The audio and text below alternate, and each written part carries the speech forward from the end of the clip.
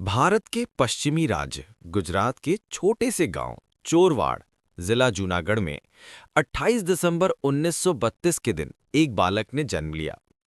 वो बालक आगे चलकर बन गया भारत का सबसे बड़ा उद्योगपति धीरजलाल हरिचंद अंबानी, जिसे दुनिया धीरूभाई अंबानी के नाम से जानती है। धीरूभाई के पिता हरिचंद गोवर्धन भाई अंबानी एक साधारण शिक्षक या स्कूल टीचर थे। मां जमनाबेन अंबानी एक गृहिणी थी जो कम साधनों में भी परिवार को स्नेह और संस्कारों से भर देती थी। घर में 5 बच्चे थे और आमदनी इतनी कम कि कभी-कभी 2 वक्त की रोटी जुटाना भी मुश्किल हो जाता था। परिवार गरीब था लेकिन ईमानदार और स्वाभिमानी था। धीरूभाई को बचपन से ही सिखाया गया था कि मेहनत करने वाला कभी हारता नहीं है। धीरूभाई ने अपनी प्रारंभिक पढ़ाई गांव के ही स्कूल से की।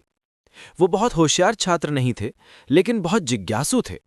उन्हें हमेशा ये जानने की चाह रहती थी कि लोग पैसे कैसे कमाते हैं, चीजें कैसे बिकती हैं और व्यापार कैसे चलता है। कहते हैं बचपन में जब गांव में मेला लगता था तो धीरू भाई वहां चाय, भुट्टे और मूंगफली बेचते थे। लोगों ने उन्हें कभी मजाक में कहा, तू तो व्यापारी बनेगा। और वही मजाक बाद में सच साबित हुआ। धीरू भाई बचपन से ही गणना यानी कैलकुलेशन में तेज थे। वो किसी भी चीज का मुनाफा तुरंत निकाल लेते थे।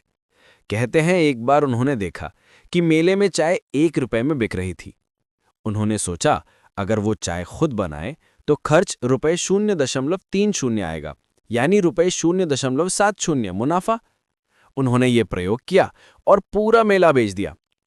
यहीं से उनके भीतर व्यापार का कीड़ा जागा। चोरवाड़ का गांव सुंदर था, लेकिन अवसर बहुत सीमित थे। धीरूभाई अक्सर समंदर किनारे बैठकर दूर जहाजों को देखा करते थे और सोचते, इन जहाजों में कौन लोग जाते होंगे? क्या मैं भी कभी समंदर पार करूंगा? उनकी नजरों में समंदर के उस पार का संसार बसने लगा था। वो कहते थे, मुझे इस मिट्टी से प्यार है, लेकिन मैं इसकी सीमाओं से बाहर उड़ना चाहता हूं। धीरे धीरे घर की आर्थिक हालत और खराब होने लगी। पिता की तनख्वाह कम थी और बच्चों की पढ़ाई का खर्च बढ़ता जा रहा था। ऐसे में धीरूभाई ने फैसला किया, वो कुछ बड़ा करेंगे ताकि परिवार को गरीबी से निकाल सकें। और तभी उनके जीवन में आया एक बड़ा मोड़, यमन जाने का अवसर।